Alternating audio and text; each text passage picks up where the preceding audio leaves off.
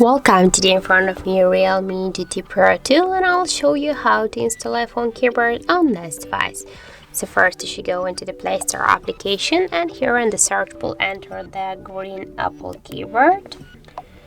And now we should get this application, so tap to install and wait a couple of seconds while the application downloading and then installing on your device.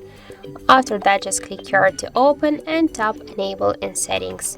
Here you will see the green Apple keyboard switcher. Just to activate it, click here once and then tap here to activate. After that, just go back and tap to the switch input methods and switch your green Apple, your currently keyboard, to the English United States keyboard.